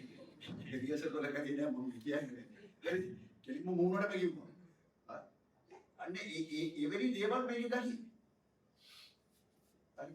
එවැනි දේවල් සමහර අවස්ථාවන් වල ඕගොල්ලෝ දකි ඒ මනුස්ස හැසිරීම. මනුස්ස හැසිරීම ඒවා කොයි ආකාරයට මේ උත්තරමයා උඩට දාලා තියෙනවද කියලා මට කියන්න තේරෙන්නේ නෑ. හරිම සංකීර්ණයි. හරිම සංකීර්ණයි කොහොම හිතනවද කියන්නේ මේ එදා තිබ්බ කතන්දරේ තමයි මේ දෙන්නේ. රිටර්න් එක. ඊට පස්සේ අන්තිමට සරත් නගිනකොට කියනවා මම ආපහු වෙනවා අරවින්දව බලන්න. මට හිර කතා කරන්න දෙන්න එපා සතුටින්. කෙලින්ම කියලා යනවා. හරි.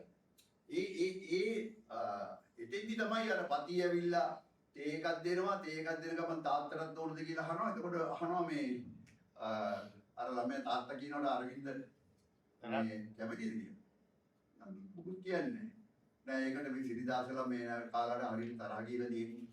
මේ ඇවිල්ලා තියෙන මට හිර කතා කරන්න නෙමෙයි අර පොඩි කෙල්ල මට තාත්තා කියන එක නවත්තන්නද කියලා. අනේ ඒ වගේ ඒ ගැටුම් එක මම මේ කියන්න තියෙන බොහෝ දේවල් පිළිබඳව මම නතර කරන්නේ වෙන මොනවද හින්දා නෙමෙයි. ඒ අවස්ථාවන් ඊළඟ පාර රස විඳින්න ඕගලන්ට දෙන්න ඕන නිසා. හරි. එතකොට දැන් මේ අර තව ඒ වගේම පසුබාන ගණන් තියෙනවා. සරෝජිනී අර කිව්ව විදිහටම ඒ પરම්පරාවේ ඉන්න රැඩිකල් කෙල්ලෙක්. ඇය කරුණු ඉදිරිපත් කරනවා. කෙලින්ම කියනවා මෙහෙම අරවින්ද කියනවා දැන් සිරිදාසන රුපියල් 500ක් විතර හම්බ වෙනවා. ඒ කාලේ හැටියටනේ. යාගේ තාත්තගේ මරණයෙන් පස්සේ තාත්තා 500ක් විතර හම්බ වෙයි. කියන්නේ දැන් වගේ ලක්ෂ ගාණක් හම්බ වෙනවා. ඒ විදිහට හොඳ ජීවිතයක් ගත කරන්න වාට පුළුවන්. එතකොට ඒකේ තියෙනවා මේ අහනවා මෙයා සරෝජිනී අහනවා අරවින්දගෙන් ඔයාලට දැන් පඩි කීයක් විතර ලැබෙනවද? මට රුපියල් 85ක් විතර ලැබෙනවා. දැන් මම ඒක කිව්වේ අපේ හාමුදුරුවෝ කිව්වේ මට ඔය වගේ දේවල් කියන්නේ කියලා. මම ඒක කිව්වේ දැන් මෙතෙන්දී ඔඩියන්ස් එකේ ඉන්නවා දැන් අර කෙල්ල අච්චර ෆෝඩ්. හරි මම කතා වැඩක් නැහැ මේ අරුට 500ක් අම්මද 1000ක් අම්මද මට වැඩක් නැහැ. අරගෙන ඔයාලට පඩි කීයක් විතර ලැබෙනවද? මම දැන් රුපියල් 85යි හම්බෙන්නේ. අන්නේ ටෝන් එකකින් කිව්වේ. 30 බේසකට තියා ගියා. ඊළඟ මල්ලි ඔය විදිහටම කියපන්. ඒකෙන් මම අර කටස් ගාලා ඒ කියන්නේ අපේ රංගපෑම් වල තිබෙනා වූ යම් දේවල් අවධානයට අක් ගාලා මා කෙරේ යොමු කරගත්තා. ඒ ශ්‍රියානි කියනවා ඒ 85 කොහොමද 85න් 45කින් මෙහෙම කරන්න කියලා එහෙම කියලා තමයි ඒත් අන්තිමට මේක දානවා කෙලින්ම අක්කලා ගාවට දාලා මේ වැඩේ කරගෙන යන්නේ කියලා. මෙතන බලන්න අපිට ඕගලන්ට අවුන් නැති එක තැනක් මම කියන්නම්. දැන් මේක අක්කට කියනවා මේනකාට. මේනකා හරි කැමති. මේනකා හරි කැමති මොකද අරවින්ද බැන්දම අරවින්ද කියලා නවතින්නේ සරෝජිනීගේ ගෙදර. එතකොට එයාට මේ ප්‍රශ්නේ ඉවරයි. සරෝජිනී සිද්ධාර්ථ ඒ කලින්ම යවා ගන්න පුළුවන් මේක. ඒකට හොඳට කැමති. එයා හැබැයි මහත්යට දාලා බලනවා. ඌ ඇවිල්ලා අන්තිම මොහොගේ. සමානට අපි ආපුනේ. හරිද? ඒ කියන්නේ මෑන් කෙලින්ම බලනවා. දැන් මම සරෝජිනී බඳලා ඉන්නවා. ඒතරම් පෞල් වල ප්‍රශ්න තියෙනවා, අඩුපාඩුකම් තියෙනවා. ඒ ඔක්කොම දේවල් තියෙනවා. මම මේනකා බඳලා ඉන්නවා මම ඉන්නවා. මේනකාගේ මල්ලි සරෝජිනී බඳුත් ඒ මාව ඩයිට් වැටෙනවනේ දෙකේ කොලේට. ඒත් ප්‍රශ්නේ උන්ට තියෙන්නේ. හරි ඒ හින්දා මේ බ්ලාමාල දරියක් අරගෙන ඇවිල්ලා කසාද වන්දනවට කැමතිද නැද්ද බැරිද ඔක්කොම කරලා ශබ්ද බද්ද දාලා අර කුඩිය කව තෙලවලා ඒ තියෙන අර කොහොමද කමාපෝ මේ වෙන කොහෙන්දෝ තිබ්බ එකක් මතු කරනවා. එයාට තියෙන ප්‍රශ්නේ අරවින්ද බැරි වෙලා හො සරෝජිනී බැද්දෝ අරවින්දයි සරෝජිනී හොඳට ජීවත් වෙයි අරවින්ද ඉන්නවා ඉහළින්.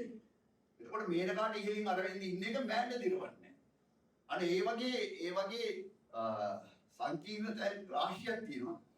ඊට වඩා ලස්සනම තැන තමයි තිස්සබේශය කරන මේ තිරනාටකය. මම තිරනාටකයේ චිත්‍රපටයේ මම යන්නේ නැතුව මේ තිරනාටකය ගැන කතා කරනකොට මේ තිරනාටකයේ ඔයගොල්ලෝ මුලින්ම දකින්නේ සරෝජිනීගේ දුව ඒ චරිතය රඟපෑවේ ඉනෝකා ශ්‍රීරාණීගේ බඳුව පස්සේ වැඩිහිටි කාන්තාවක් විදිහට රඟපාන රාධා නිමල් කියන නිලිය කියන ඒ නිලිය ඒ වෙලාවේ ඒ කියන්නේ සරෝජිනීගේ දුව එකවරක් කසාද බඳලා දික්කසාද වෙනවා. ඒක හරි ගිහිල්ලා නැහැ. ඊට පස්සේ ඇය තව පුරුෂයෙක් එක්ක ජීවත් වෙනවා. ලිවිං ටුගෙදර් කියලා කියන්නේ. හරි. ඒක දැන් ඒ කාලේ හැටියට ඒක මහා පුදුම දෙයක්. හරි. ඒ කියන්නේ මේක අර කතාව ජයන්ති මන්ද මෙහෙම කියන්නේ. බඳගත්ත මෙරේ ගහන්න කියලා දැන් මෙරේ ගහලානේ බඳින්නේ. හරි. කොහොම හරි මේ අර චරිතය කරන්නේ අපේ ළඟදී අපේ නැසීගේ රිචඩ් ඩිසෝයිසා. ඒතර රිචඩ් ඩිසෝයිසාට තමයි ඒ කියන්නේ ඒ චරිතෙට. රිචඩ් ඩිසෝයිසාගේ චරිතෙට තමයි අවශ්‍ය වෙන්නේ අරවින්ද කියන්නේ කවුද කියලා හොයන්න. ඒ හින්දා රිචඩ් එයත් එක්ක ජීවත් වෙන සරෝජිනීගේ දුවත් එක්ක ලංකාවට ඇවිල්ලා ඒ වගමානුවේ ජීවත් වෙන අරවින්දගේ මිත්‍ර අශෝක පීරිසේ චරිතය කරන්නේ සනීව හොයාගෙන යනවා. ඒ හින්දා තමයි ඔයගොල්ලෝ කිව්වේ මේක සනීගේ කතාව විදිහට ඇවිල්ලා ඊට පස්සේ අරවින්ද කියනවා. එතෙන්දී මෙන්න මේකේ වැදගත්ම පොයින්ට් එක. මෙතෙන්දී අර 1984 එක වෙන්නේ. රාධා කියනවා අර කතා කරලා අපොයින්ට්මන්ට් එක ගන්නවා සනීගේ. මේ දැන් ඉතින්ද ගියාම ඔයා නිකමටවත් මාත් එක්ක මෙහෙම ජීවත් වෙනවා අපි කසාද බඳින්න නැතුව මෙහෙම ජීවත් වෙනවා කියලා එහෙමනම් කියන්න එපා. එතකොට රිචඩ්ගේ උත්තරේ මෙන්න මේව තමයි මේක යට තියලා තිස්සවේශකර ඒ මාටින් විටුසිංහ මැතිතුමාණන් විසින් ලබා දුන්නා වූ ඒ පන්නරය මතු කරලා ගත්ත දැන්. එතකොට රිචඩ් කියනවා ඔයාගේ අම්මා වදින් නැතුව ගිහිල්ලා ජීවත් වෙමු කියලා අරවින්ද යෝජනා කරේ දැනට අවුරුදු 50කට විතර ඉස්සෙල්ලා. හරි. දැන් මෙහෙම කතා කරනවා දැන් අපි මෙහෙම කතා කරනවා කියන්නේ සමියන්තර මුකුත් කියන එකක් නැහැ කියලා. ඒ සමාජයේ වෙනස් වීම ඒ වගේ දේවල් මේක ඇතුලේ තියෙනවා. චිත්‍රපටයේ දිහා බලලා ඕගොල්ලන්ට කතා කරන්න කිව්වොත් ඕගොල්ලෝ මේ මම කතා කරනවටත් වඩා ඉතාලම හොඳින් කතා කරයි.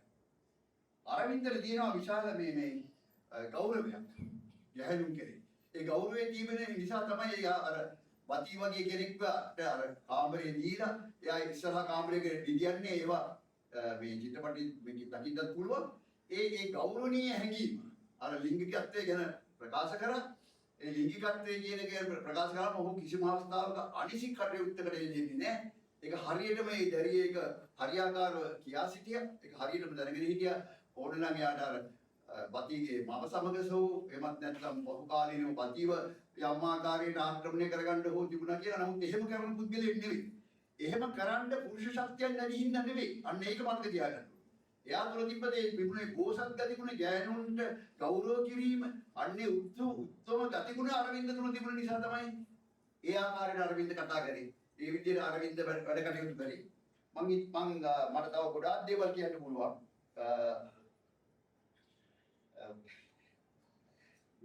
නමුත් අරවින්ද තුළ මේ ඉරිසියාවක් තිබෙන්නේ නැහැ කියලා කියන්න බෑ. අරවින්ද තුළ ඉරිසියාවක් තිබුණා. ඒ නිසා තමයි බති දිල්දාසත් එක්ක අර කතා බහ කරන අවස්ථාවන් වලදී ඒ කතන්දරේ විදිහට ආවා. ඉතින් මේකේ දැන් මම මේ විදිහට කියලා ඉවර කරන්න පන්තිමට.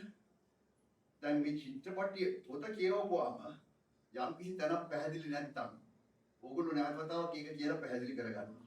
චිත්‍රපටය නැරඹීමේ දැන් නම් අපිට පුළුවන් ආපහු චිත්‍රපටි නවත්තලා හෝල් එකක නෙමෙයි අපි අතින් බලනකොට ආපහු ගෙනල්ලා මෙහෙම බලන්න. අන්න චිත්‍රපටියකට තිරනාටකයේ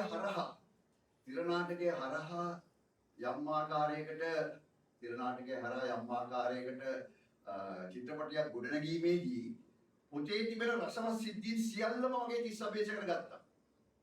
සියල්ලම වගේ හරියාකාරව අරගෙන තව ඒකට එකතු කරා. දැන් මේක එක තැනක තියෙනවා අරවින්ද කෝටුවක් කඩලා බතිට ගහනවා කියලා. එයා කිව්වා මේ කෝටුවක් කඩලා බතිට ගහන එක මේකේ උන ඒක ටිකක් පිළිගොස් පොඩි. ඒ ඉන්න කම්බුල් පාරක් ගන්න. ඒ කම්බුල් පාර ගහනකොට දැන් මම ඒක ගැන විතරක් කියන්නම්. බතිගේ චරිතය කරේ සමීතා. එතකොට මම කරේ අරවින්දගේ චරිතය. ඉනිෂල් තව දෙයක් කියන්න ඕන මේ අර පොඩි ළමයි එක්ක වැඩ කරනකොට ටිකක් අසීරුයි වැඩ කරන්න. හැබැයි ඒ ළමයිට මම බොහොම ආදරෙන් හිටියා. අර පොඩි බති හැම වෙලාවෙම අපේ හාමුදුරනේ ඉතින් මගේ උඩ. ඉතින් හැම වෙලේම කතා කරනවා. ඒ හින්දා උඩ දෙයක් කියන්න පුළුවන්. ඒ ළමයා ලස්සන රඟපෑමක් කරනවා. හැබැයි ඒ ළමයාව පොඩ්ඩක් අවුස්සන්නත් 30 පේසයකට ඕන. 30 පේසයකට දැන් වෙන ගමන් දැන් මම මොඩක් වෙන්නේ. දැන් ලොකු බතියාම මෙයා ඉඳගන්නේ කොහෙද කියලා. අර ළමයා රැව්වා රැවිල්ල 30 පේසයකට ඒ ළමා වන්දසේ මෙයාට දැන් එක තැනකදී කෝප කිරීම සඳහා පුළුවන් වෙයිද මේ කෙල්ලගෙන් කෝපයක් ගන්න පුළුවන් වෙයිද කියලා බලන්න. ඒකට එයා ටෙස්ට් කරේ ඒ විදිහට.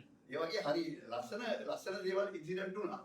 මේ කතන්දරේදී දැන් එයා හැම වෙලෙම ඇත්තටම එයා බොහොම ආදරයෙන් නළුනිලියන්ට සලකන කෙනෙක්. එයා කියනවා ඒ අවශ්‍ය කරන දේ හරියාකාරව කියනවා.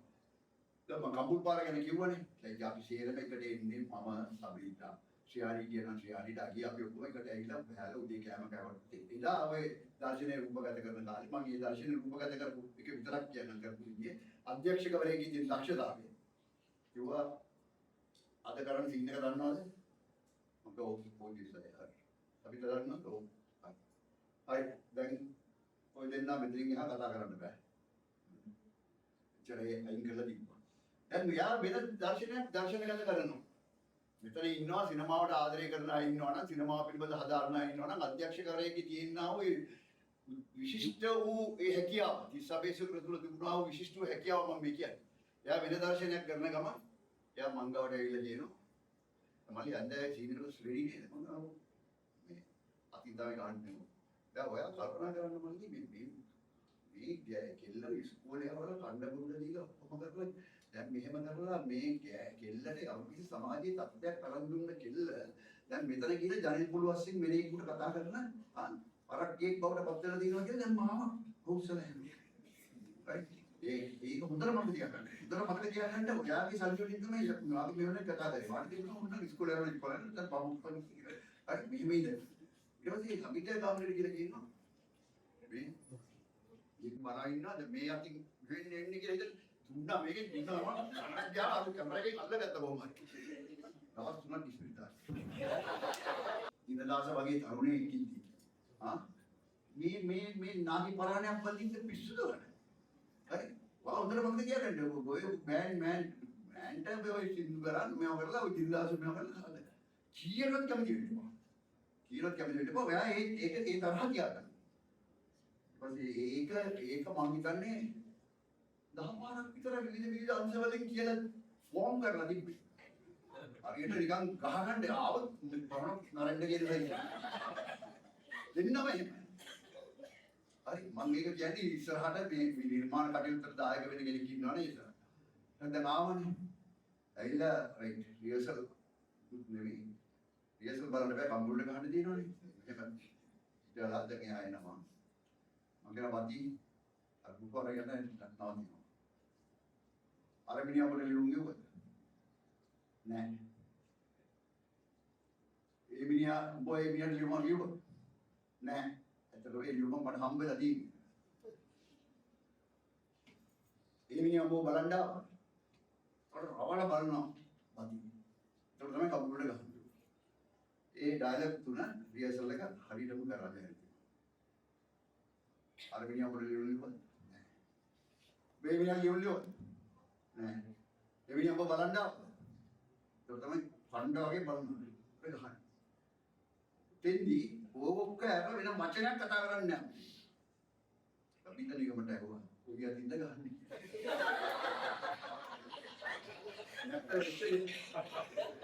එහෙමද? අයියෝ ෆිල්ම් වල ෆයිට් වල මේවා කරනවා. දන්නේ නැහැ. ඊ මොකට ඇහුවද කියලා. ඔය ඉතින් දන්නා ලිකුල් අපිට අය ගම් මල්ලි වමෙන් ගහන්න. අපිට සයම කන්ට්‍රෝල් නැහැ වමෙන් ගෙකුත් මිගෑනි මැරි. මම කන්ට්‍රෝල් නැහැ ඇත්ත මම ෆිල්ම් ෆයිට් කරපු මිනිහනේ ලොක්කමකට කියනවනේ. මම කිව්ව ගාමනේ මම ගහන්න බෑ කියලා. බලන්න ෆිල්ම් එකේ අද වුණත් කොහොමද. හරි. මම ගහන්න බෑ. සරා. කිව්වා කැමරා රෙඩි. කැමරා. මම ටක් ගාලා කැමරාමන් ටික මගදී මරන් දුක් ටක් ගාලා නවත්තන්න මොකද දෙපාරක් ගන්න බෑනේ මෙයානේ. අපක තරක් කියලා මම. දැන් අර ඉන්නේ ටීම් එකේ ආවා මෙන්න. අර කරපුවා. අර මිනිහම ලියුම් වල නෑ. මේ මිනිහා ලියුම් නෑ.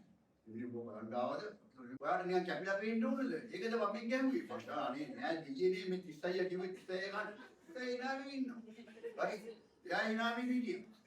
උදේ ඒ මං කියන්නේ අර චිත්‍රපටි වල අධ්‍යක්ෂකවරයෙකුට කරන්න දවස් 3ක් ෂූටින් කරන්න බැරුව හිටියේ එතන. මොකද මම ආපෙක කන්ට්‍රෝල් නැහැ කෙලින්ම කනෙක්ට් වුණා. අර අදින් එකක් කනෙක්ට් කරා නම් පොඩි කන්ට්‍රෝල් එකක් තියෙනවා. එහෙමම වුණා. ඉතින් මං හිතන්නේ නැහැ මීට වඩා කතා කරන්න ගියොත් මේ දරුවෝ පඩින් ඉන්න මම දෙකක් දෙන්නේ තුතුලි නැතිලා යනවා. ඒගොල්ලන්ට හිතෙන්දදී මේ අරවින්ද සිල්වා ගැන මූ ඊට පස්සේ කතා කරනවා. අතන්දරේ ඒ කතන්දර ඉවර වෙලා ඊට පස්සේ මේ කියයි කියලා ටැන්ඩර් මැච් එකක් තියෙනවා සිම්බාබ්වේ එක බලනවා කතා කරන්නේ නැතුව මම මේ සම්බන්ධ නම් මොකද මට ඇත්තටම මේ කතා කරන්න මේ මට හරිම සන්තෝෂයි මේ අය පොත හරියාකාරවට නිතිමන්ත සාක්ෂික හරියාකාරව ඒක අල්ලගත්ත එක. ඉතින් අරවින්දගේ චරිතය පිළිබඳව ඔයගොල්ලෝ දන්නවා නම් මම මෙච්චරයි කියන්නේ. මේ චිත්‍රපටි බලලා ඉවරුනම මෙහෙම හිතන්නේ. දැන් මේ අරවින්ද වගේ අපිට ජීවත් වෙන්න බෑ. මේ ශරීරය තුල අරවින්ද වගේ අපිට ජීවත් වෙන්න බෑ. අපි නිකන් බෑගී දෙන්නේ යෝ බුලලා සමරසේකරේ කියලා තියෙන යෝ මන්නේ අනුතාව රිපීට් කරන්නේ. අරවින්ද වගේ ජීවත් වෙන්න බෑ. අරවින්ද වගේ ජීවත් වෙනවා තියා අරවින්ද වගේ හිතන්නවත් බෑ. හරි. අරවින්ද වූ කාලේ උත්පත්තියෙන්ලත් උපාසකම නොහොත් භක්තිය ඇත්තේ. අරවින්ද වගේ හිතන්නවත් බෑ. හැබැයි මේගොල්ලෝ ස්ත්‍රීන් වුණත් පුරුෂයන් වුණත් මේගොල්ලෝ අරවින්ද හිතන විදිය එදා අරවින්ද හිතපු විදිය හරි කියලා හිතුවොත් ඔයගලගේ ජීවිත මේක වැඩි සාර්ථක වෙයි. ඒක ගැන විතරක් හිතන්න මේ අරවින්ද හිතපු විදිය හරි. ඒ අත්හැරීම කියන එකේ තියෙන වැදගත්කම මොකද්ද කියන එක විතරක් හිතන්න. ඊට වඩා කතා කරන්න නම් අපේ ආම්දෝන්ගෙන් අවසර අරගෙන මම වෙන දවසක එන්නම්. බොහොම ස්තුතියි කතා.